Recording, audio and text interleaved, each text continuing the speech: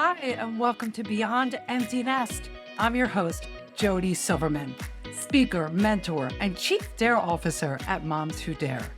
Every Thursday, I'll share stories of midlife transformation, happiness tips, and dare you to see the opportunities waiting for you so that you can make this next chapter even better than the last. If you're ready to dare, I'm ready to dare with you. Let's get into today's episode.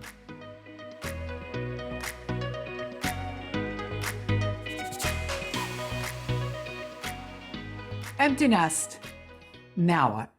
It's a number one question almost every mom asks when I meet them or when they join the Moms Who Dare Facebook group. It's like, Jody, what am I to do now? My kids are leaving the nest, or maybe they're already gone. I have all this space and time in my life. I have no idea what to do. I'm sad. I'm lonely. I don't even know what I like to do anymore. It happened to me. I get it. It happened to me. When I first realized how much time and empty space and how quiet my house was going to be when my kids left, they were both in high school. So Ellie was a senior and Dan was a freshman. And I remember as if it was yesterday, sitting in this quiet space, thinking about it, like, okay, what am I going to do with myself? I'm really going to have a lot of time left. I actually had quite a bit of time opening up when they were in high school, especially when they get the license, right, ladies? They get the driver's license, like, okay, I no longer have to do carpool.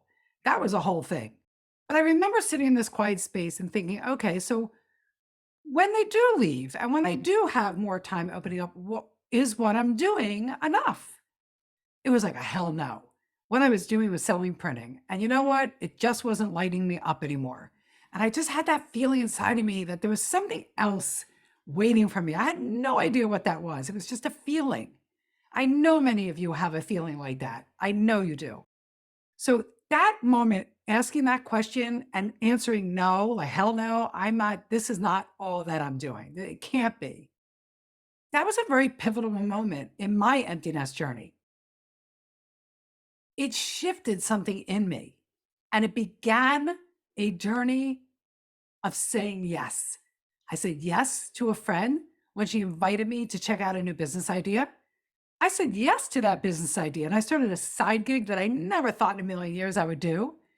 I said yes to attending speaker events, personal growth events, those motivational kinds, and yes to reading good books. And you know what? All those yeses helped me navigate the sadness, the loneliness, the stillness in my house. And it challenged me. It was challenging me to let go of what was. So yes, I understand what it's like to feel lost and sad and not know what to do with yourself. I used to pace around my house. I didn't know what to do if I wasn't driving to and from a carpool. What do you do between the hours of 3 o'clock and 5 o'clock if you're not preparing dinner for your family? I understand what it feels like to be sad and as if your kids don't need you anymore. But today, I'm going to share with you how they still do need you. And I'm going to share tips that are going to help you start feeling better right now. Because I'm going to offer 3 steps that you can take immediately that will lead you out of sadness and into discovering a next chapter that can be just as meaningful, just as fulfilling, and just as fun as the last one. Are you ready? All right, here we go. First step, decide. You're going to decide that you're going to be okay. And part of deciding is actually allowing yourself to feel all the emotions, to feel the feels, we say. So go ahead and cry. Miss your kids. Sit with the emotions and all the feelings you're having. Just don't stay there for too long. Because believe it or not, your kids are out having a good time, and yet they're still watching and learning from you. What are they going to learn if they see that their mom is stuck in sadness and grief and falling apart? Nothing. It's not going to help you and it's not going to help them. And hey, if you really are having trouble pulling yourself out of the grief, call for help. Go gift yourself the gift of a therapist. Therapy's liberating. Go get it if you need to get it. Otherwise, feel the emotions and then make a decision. Decide that you're going to be okay. Number two, let go. It's about letting go of what was so that you can make space and embrace what's next. Yes, your role as mom has shifted. It always has shifted. No longer are we there daily as they walk through the front door. We're not their day to go for help and advice, mom, the way we used to be. And that's the way it's supposed to be, right? Wasn't the goal all along to raise our kids to be able to go out, brave new experiences, and meet new people and make decisions for themselves? Yes. And you did it. So take a pause here. Let's take a beat. Pat yourself on the back and give yourself an atta-girl. As Mel Robbins would tell you, give yourself a high five. High five yourself. Well done. Now it's time.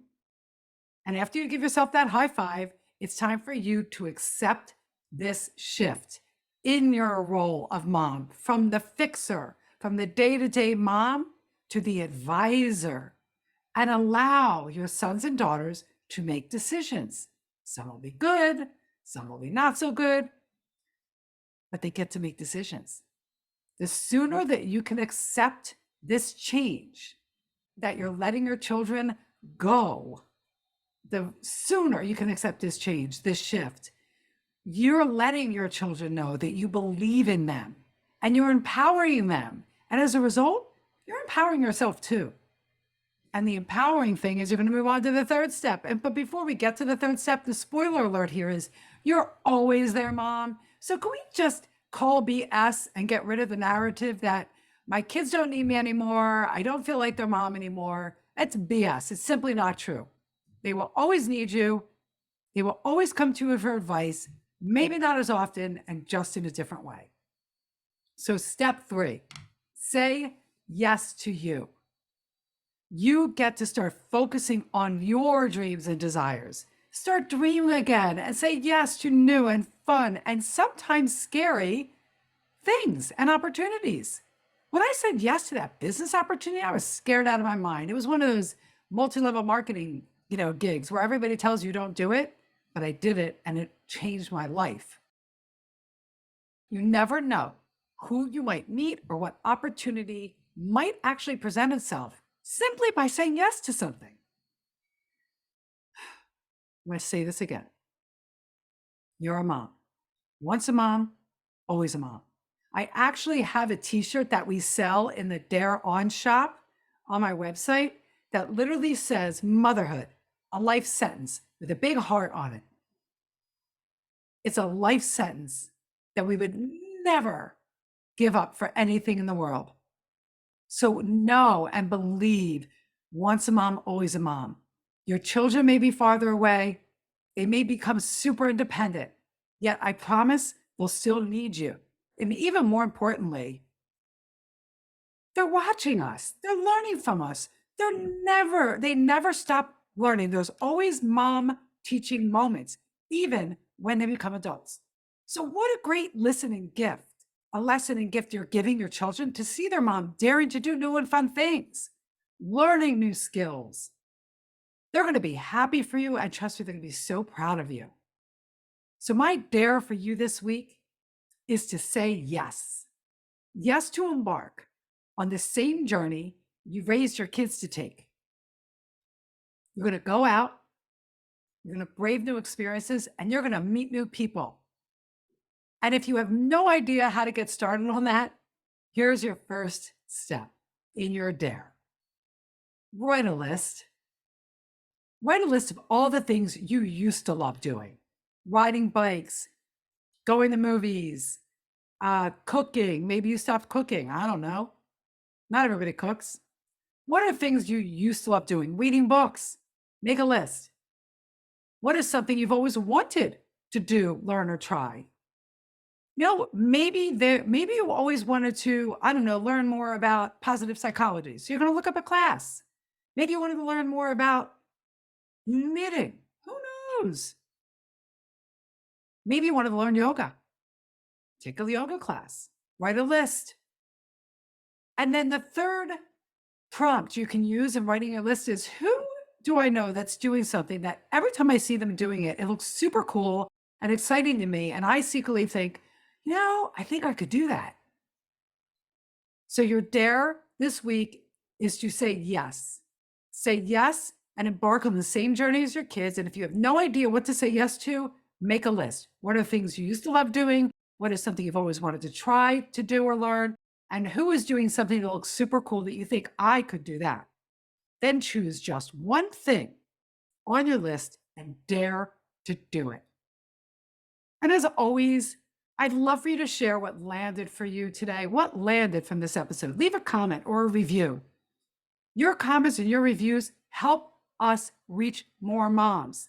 We want to support moms all over the world because empty nest is a real loss and a real struggle. Yet it doesn't have to be that way forever. And then, if you really dare, come say hi in the Moms Who Dare Facebook group. Ladies, we have one life to live. Let's not waste it staying stuck in what was. Feel the feels, decide you're going to be okay, and then it's your time and you're going to say, yes, I dare you. Until next week, dare on. Thank you for listening to this episode of Beyond Empty Nest. Head over to jodysilverman.com for our full show notes, more information, and additional resources to support you through empty nest and midlife. And if you've enjoyed today's show and are ready to embrace this midlife shift, then you must take the Happy for No Reason quiz. When you take the quiz, you'll discover what your happiness set point is and how you can increase it and continue to strengthen it. This is just one key to navigating life transitions and discovering your most fulfilled and daring life. So go ahead, click the link below and take the quiz now. I'll see you next Thursday. Dare on.